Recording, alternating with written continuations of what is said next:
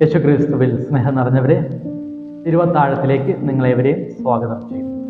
പെസഹാകാലം 6ാമത്തെ ആഴ്ച, വെള്ളിയാഴ്ച.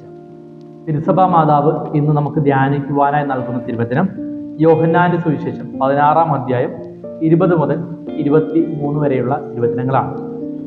സത്യമായി ഞാൻ നിങ്ങളോട് പറയുന്നു, നിങ്ങൾ കരയുകയും വിലപിക്കുകയും ചെയ്യും, എന്നാൽ ലോകം സന്തോഷിക്കും. നിങ്ങൾ ദുഃഖിതരാകും, എന്നാൽ നിങ്ങളുടെ ദുഃഖം സന്തോഷമായി മാറും.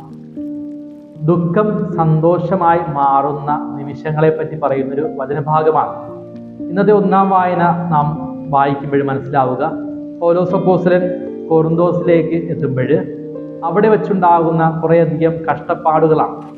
പൗലോസ് അപ്പോസ്തലന്റെ ജീവിതം എടുത്തു നോക്കുമ്പോൾ പൗലോസ് അപ്പോസ്തലൻ മാറുന്നതിന് തൊട്ട് മുമ്പായി, സാവൂളിൽ നിന്ന് പൗലോസിലോട്ട് മാറുന്നതിന് മുന്നോടിയായിട്ട് പൗലോസിന്റെ ജീവിതം സന്തോഷം നിറഞ്ഞതായിരുന്നു.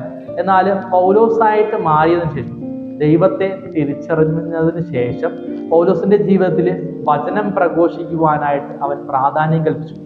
അങ്ങനെയുള്ള പ്രാധാന്യം കൽപ്പിച്ച സമയങ്ങളിൽ അവന് ഒത്തിരി കഷ്ടതകളിലൂടെ കടന്നു പോകേണ്ടി വന്നു. എന്നാൽ ക്രിസ്തു അനുഭവം അവന്റെ കരങ്ങളിൽ, അവന്റെ ഹൃദയത്തിൽ ഉള്ളത് കൊണ്ട് അവന് ഉയർച്ച മാത്രമേ ഉണ്ടായിരുന്നുള്ളൂ.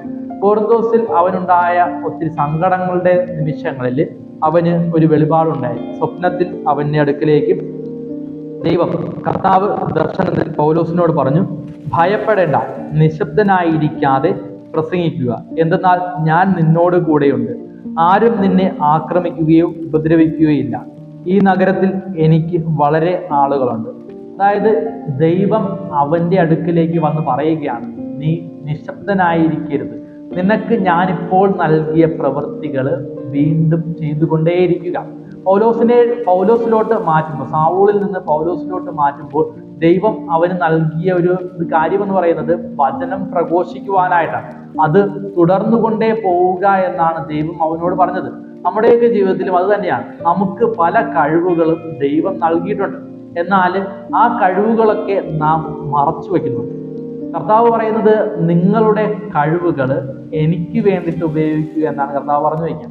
നമുക്കുള്ള പല കഴിവുകളുണ്ട്. വചനം പ്രഘോഷിക്കുവാനുള്ള കഴിവുണ്ട്, അല്ലെങ്കിൽ വരയ്ക്കുവാനുള്ള കഴിവുകളുണ്ട്, അല്ലെങ്കിൽ പഠിപ്പിക്കുവാനുള്ള കഴിവുകളുണ്ട്. അങ്ങനെ തുടങ്ങുന്ന പല കഴിവുകളും നമുക്കുണ്ട്.